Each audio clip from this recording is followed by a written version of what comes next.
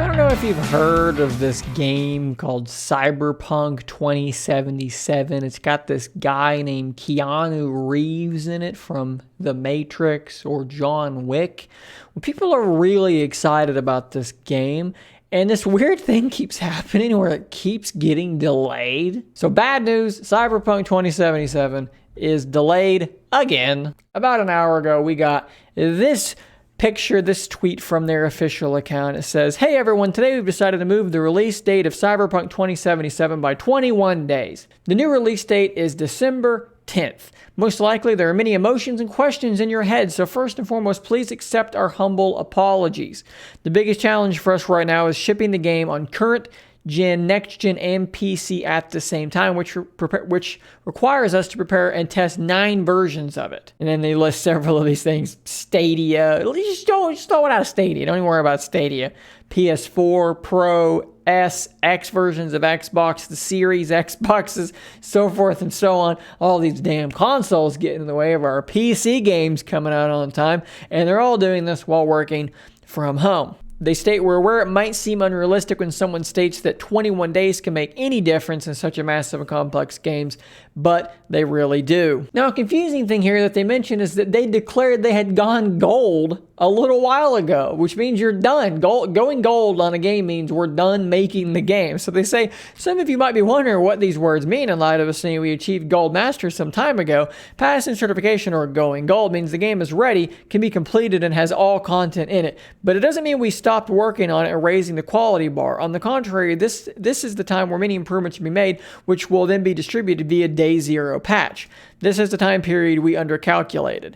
So basically, the game is completable, all the content's in there, and they're working through bug fixes, probably due to compatibility in the 84 different versions of the game that need to exist. Now, the funniest thing about all this, if any of it is indeed funny, is that literally one day ago, Twitter user Posh Pinguino said, "Hey, before I book the 19th off work tomorrow, can I have full confirmation the game is going to come out that day?" And they tweet and respond, "Full confirmation."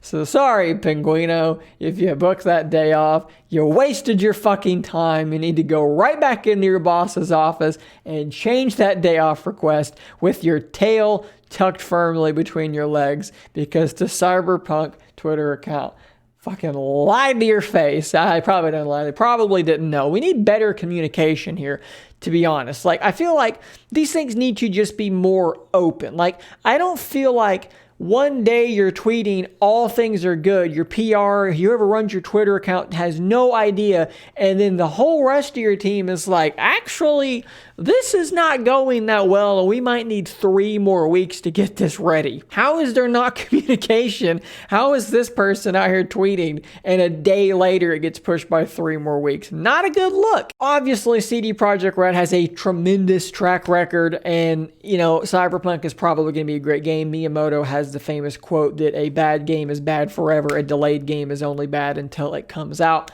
So, push it back, get it right. This whole culture of crunch is really starting to become a problem. And I think in these moments, it's really important to look at a tweet like Jason Schreier's tweet where he said, "A CD Projekt Red dev told me recently that they just clocked a 100-hour work week. Another dev just told me they saw some of their friends there and they looked physically ill." This is like such an insane expectation, and we can't stop having sympathies and feeling for these developers. I'm making a little bit of fun here simply because, look, to be honest, that tweet, it's funny. It makes me laugh that this guy was like, "Okay, I'm going to get that day off." And then the next day it was wrong. So maybe I'm just laughing at someone else's suffering. But in this instance, these guys are working incredibly hard, and this whole crunch culture where the last little bit of development becomes absolute hell for these developers trying to get everything done in time, it's a real problem, and it's something that has got to be addressed in game development culture, something that absolutely has to change. People cannot work 100-hour work weeks like that and expect, that the game's going to be made better by that. Like, these people cannot be at their best mentally and physically after working a a week like that.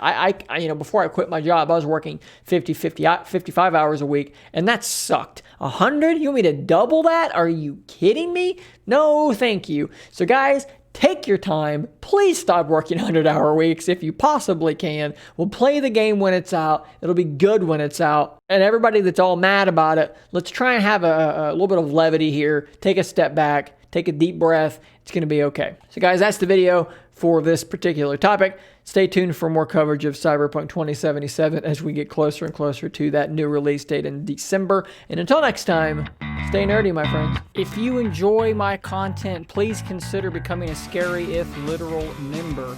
You'll get access to a whole bunch of emoticons to use with live streams and a shout out on an upcoming video. Thanks as always for your continued support.